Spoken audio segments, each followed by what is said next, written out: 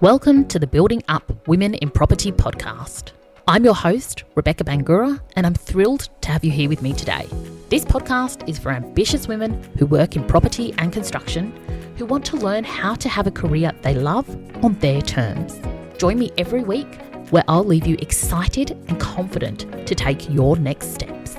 Thanks for being here with me. Now let's get started. Hello and welcome to the Building Up Women in Property podcast. I'm so excited to have you here today. And I want to talk about reigniting your passion for your work. Now, I know there's a lot of people at the moment who are feeling flat and frustrated and just disengaged from work. And my intention in today's episode is to really give you some ideas to get you moving forward and some next steps to really help you get back connected and excited about your work again, because it can be really deflating when we are at that point where we've just lost that enthusiasm that we usually have for work.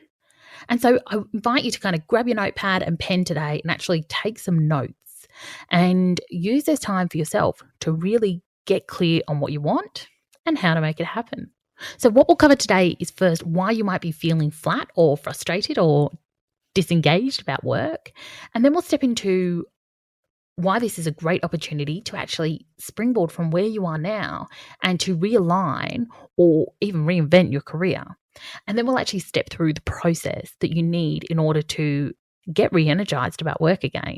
So let's get started. And the first thing I want to start with is to let you know that nothing has gone wrong, right? Everyone experiences this sort of fatigue or flatness at some point, and it's quite a natural part of the work progression flow. And, the last couple of years, there's been a lot going on in the world, and our cognitive load has been very high. We are now kind of at this point of trying to adjust to working in new environments. And, for many, this is a hybrid environment, and it can be really challenging as we process all of this information and we readjust our expectations and our routines, which have, of course, already been drastically altered and thrown out of whack over the last couple of years. So a lot of people are feeling like they're just not sure where work fits in anymore, because the pandemic did actually give us that opportunity to have a new perspective on how we might balance our personal lives and our work lives. And as we adjust to hybrid working or get back into the rhythm of returning to office or to the site all the time, we now have to actually recreate what that looks like for ourselves and redetermine what the balance is and how does it work for everyone and how do we fit all the things in. And another big thing that happens is we also just reach a point of proficiency in our careers where we're really good at what we do. And we're no longer growing or learning at the same rate that we were for the first 5 or say 10 years of our careers. We now have a lot of the knowledge and people rely on us and we know what we're doing, which is great. We're good at what we do, but we're wondering what is next? What is that next challenge? What does that look like for me? And we may actually still enjoy what we do. We just don't quite have that same level of enthusiasm or engagement that we once had. And this is really common for mid-level professionals, for people that have been doing their role for, 10 years or working in their field for 10 years plus. And so the question then becomes around how do we reinvent or find new ways to build on what you already have been doing and make it more exciting and engaging and perhaps create more progression opportunities or more complexity into your role to keep you engaged and growing, if that's what you're after. So I just want you to know, nothing is wrong with you, okay? You are just right on track. And let's just got to work through these practical steps together to keep you moving forward and get re-engaged with your work. And while I know it can feel really frustrating at this point, it is actually an amazing opportunity for us to really take stock of where we are and where we want to be and what we want to achieve. And for some people, this can be a complete reinvention of your career. It may be a completely different path that you've never considered a possibility before. Or it may just be like taking the next steps in your existing career. Or it could just be a case of how do you find your enthusiasm and excitement back in the day-to-day of what you already do. So let's start with the process. And as we work through this, I think you'll get clearer around what the challenges are and what the opportunity is and how to make it happen. Step one is really getting all of our thoughts down on paper. I call it the brain declutter. And what I want you to do is literally just give yourself 10 minutes and get down everything that is on your mind about work at the moment. Think about what the things are that are draining your energy or are keeping you up, worried and frustrated. And I really suggest actually writing these down, because when we do that, we can, first of all, there's something really cathartic about writing. That's why I'm such a big fan of journaling. But it also allows us to uncover things that are in our mind that we are maybe not conscious of. And in doing so, we get them on paper and we can start to look at them in a really objective way. And having them written down and out of our mind, it actually frees up our mental load so that we can actually focus on solutions rather than circling around and trying to remember all these problems that are on our mind. Because if you think about it, our brain processes, 60 or 70,000 thoughts every day. And most of them are the same thoughts that we had yesterday. Like, our brain is constantly using up energy. And what we want to do is free up as much energy so we can actually start to shift our thinking more intentionally and purposefully. So, as I said, really just use this as a brain dump and write everything that's concerning you, everything that's frustrating you. It might be things that aren't working well within your work environment, or it could be things that aren't stimulating you, or projects that aren't going well at work. Or it could even be like a running to-do list of all the things you need to do. And it could be that there's no progression opportunity. So whatever it is for you, just get it down. Nothing is too silly. And so once you've done that, I want you to look at this list of thoughts that you have and actually evaluate what the problems are. Because not all of these things will be problems. Some of them will just be mental clutter. And I want you to think about it in terms of what is the problem and what is the solution to that problem that you want. Is it the work isn't exciting you anymore and you want bigger, more exciting, challenging projects? Is it that the fun has gone out of work because you feel disconnected from your peers and you want to re-establish that connection again? Is it that you want growth opportunities within your existing role or existing organisation? Or is it part of the challenge that you're looking for how to create balance between work and life and avoid being overwhelmed and burnt out? Or are you looking for something drastically different within your own career? So they're kind of like broad headings that I want you to think about and ideas that I want you to try on and see how they fit with the list of things that are going on in your mind so that you can get exactly clear on what it is you want. And the more detail you can bring to this, the better. So it might be for you that I want to get an internal promotion within the next year. Right? Actually try and start to formulate it as a goal for yourself. Or it may be that I want to have more time and energy away from work to look after my own well-being and spend with my family. And so if that's it for you, what's that next level of detail? What does that mean? Does it mean meditating every morning, going for a run at lunchtime? Does it mean picking up the kids from school? Get into that detail. Think about what will actually make you happy. What is the gold standard that you are trying to create or work towards? Because this kind of leads into the next step, which is I want you to actually visualize what it is you want. And I want you to think about what you will be doing and why that's important for you. And these reasons may relate to work. Some of it may be personal. It may be about the legacy you want to create. I just want you to get really clear for yourself. Why is this important? And consider, how will you know when you've achieved this? What will be the external markers? Will it be that you go to yoga 3 times a week and that you meditate every day? Will it be that you pick the kids up from school each day? Or that you switch your computer off at 6 o'clock and don't open it until the next morning? What will be the marks of success? Will it be that you have a promotion by the date that you set? Because what we want to do is actually know when we've achieved it, so we can always kind of like tick it off the list and say, yes, that's actually done. And I want you to think about, what will it feel like? Like, allow this kind of sit in your body. How will I feel when I've achieved this? Will I feel more balanced? Will I feel more excited? What are those words? How does that feel in your body? And quite often this really does require some thinking and some imagining around what's possible, because we want to step away from what we know now and we want to approach this from a clean slate where anything is possible. And this exercise is really important, because actually allowing ourselves to visualize, it creates a reality in our mind. So our mind actually doesn't know the difference between what we imagine and what is real. And that's why, if you've ever had a nightmare and woke up panicked in that state of like fight or flight, that's because your brain thinks that that nightmare is real. And that's what happens with fear, is when we spend too long in it, our brain starts to actually think that that is the state we're in, that is actually real, even though it's something that's not happened yet.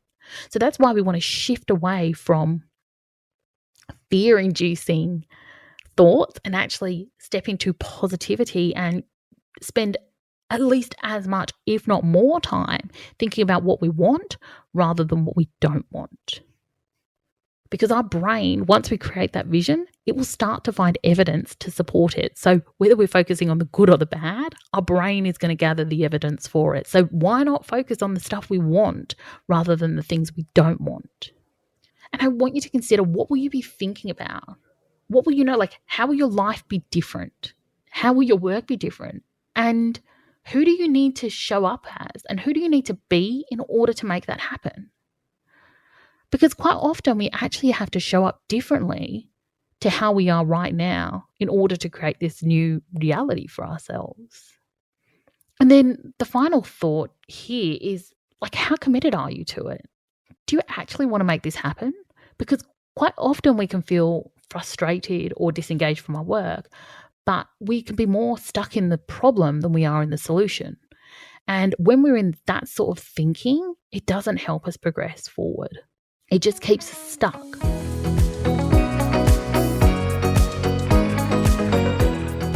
I hope you've been enjoying the episode. I wanted to take a moment to let you know about my free Career Confidence Masterclass. This is for ambitious, career-orientated women who are ready to stop playing small and to confidently create a career you love. Head over to my website, beautifuldisruptions.com, for more info. Now let's get back to the episode.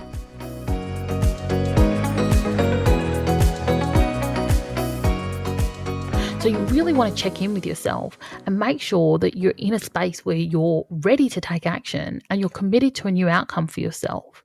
And then this leads to this fourth piece, which is really around creating a shift in our own perceptions. So I want you to think about your emotions as being an emotional hierarchy. And like, whilst emotions are not actually good or bad, they're just, responses we have to thoughts, there is a hierarchy of them, right? We tend to think of certain negative emotions, horrible things like fear and self-loathing and judgment and greed. They're all quite negative emotions that we kind of put down one end. And then at the other end, we have these much more positive emotions like happiness and joy and kindness and freedom. And what we constantly want to be doing is seeing how we can shift from the more negative emotions up the hierarchy to the ones that feel better. And so I want you to actually just think about where you sit at the moment in terms of the spectrum of feelings and emotions. Where do you sit in terms of how you feel towards work right now? Because it may be that you're sitting in sort of that lower end of the emotional scale. I'm guessing you probably are if you're listening to this. And it can be really difficult to go from a very negative emotion right the way up to, happiness and joy. It can seem so far away and so like such a stretch. And so what I want you to think about is just, how can I edge my way along to go from these more negative emotions or these lower emotions towards something that feels better. And this may be from, if you think about it, like if you're thinking, I hate work at the moment, right? How can you find a way to make it more tolerable? right? It might mean shifting some of the blame from other people around you and actually stepping into more possibility and optimism about how things could be better and how you might empower yourself to create a more positive outcome. And as we can slide into the emotion of tolerance, and we can then even move up to kind of indifference, and then we can move into peace and contentment, and actually happiness is at the top of the scale, and we work our way up to it. It doesn't have to be a big leap in a moment, because that sort of transformation, that requires a huge amount of commitment that frankly most people don't have. And so we want it to be manageable. So just keep thinking, how can I shift? How can I shift up that emotional scale so that I feel better about where I am right now? And to be clear, like, you don't need to always be in these amazing feeling emotions. Sometimes things do feel shit, and that's okay. But it's like not getting caught up in the story of it. And then I want you to actually go back to that list of things you wrote down in that first step and actually look at, is there a new way that I can look at some of these things? Can I consider this list in a new way? And ask yourself, are there things that you can let go of on this list that are not serving you, right? Think about this from the perspective of your highest self. You are planning and thinking from your prefrontal cortex, which is your executive functions, right? This is the part of your brain that can plan ahead and can consider outcomes and thinks very rationally and can create a plan. So think from that part of your brain, not from the responsive, primitive, instinctual part of you. Think about what you can let go of.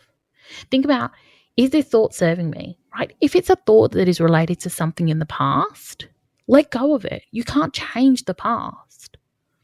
So don't keep spinning around in dysfunction and discontentment. Let it go. Move on. And similarly, if it's something in the future, don't allow yourself to spin out in fear and worry about the future for something that hasn't happened. Shift your focus to the present. What can you do about it now? How can you empower your situation right in this moment instead of allowing it to spin out of control?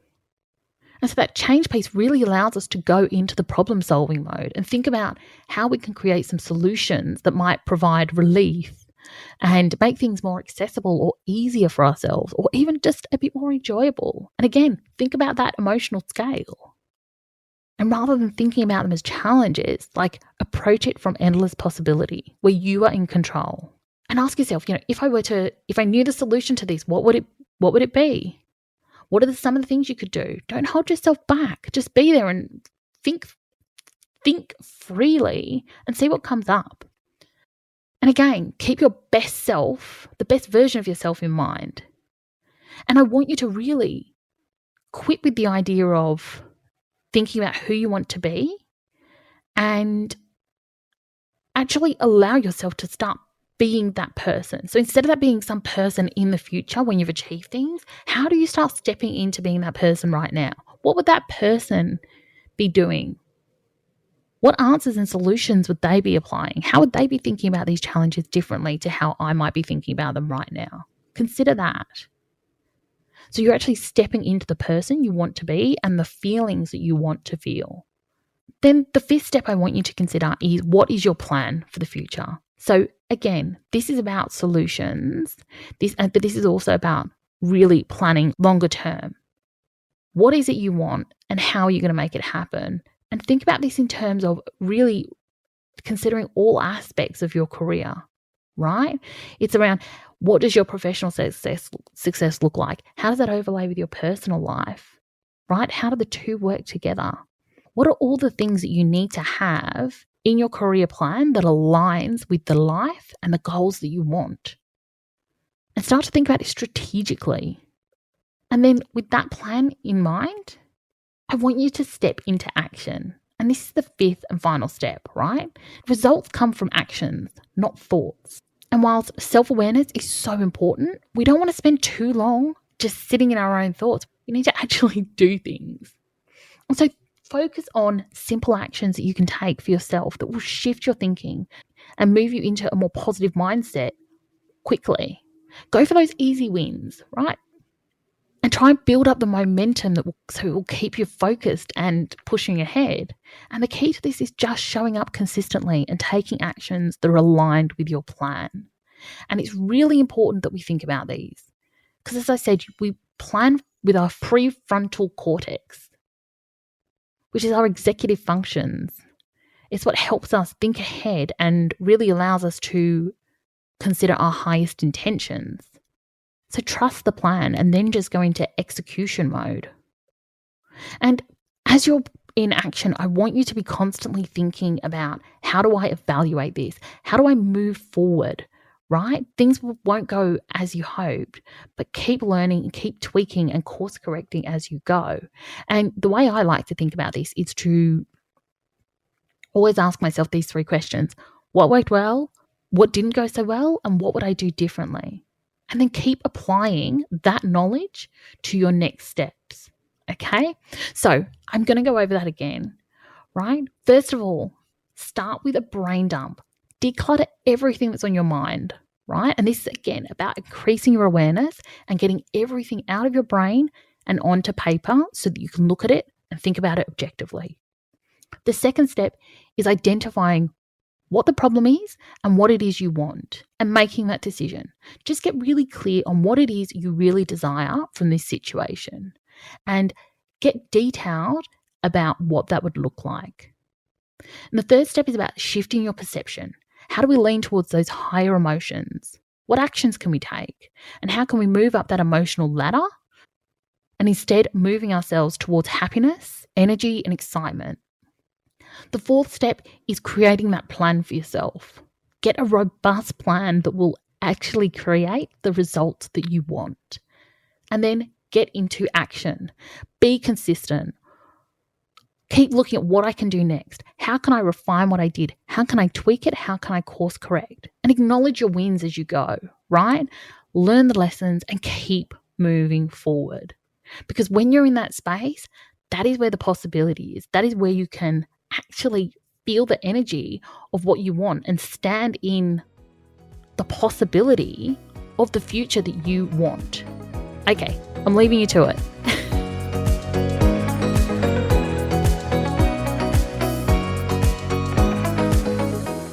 Thanks for joining me on the Building Up Women in Property podcast. If you're listening on Apple Podcast or Spotify, I'd love for you to take a moment and review the show if you found it helpful, or share it with a few friends. Thanks again, have a beautiful day, and I'll see you next time.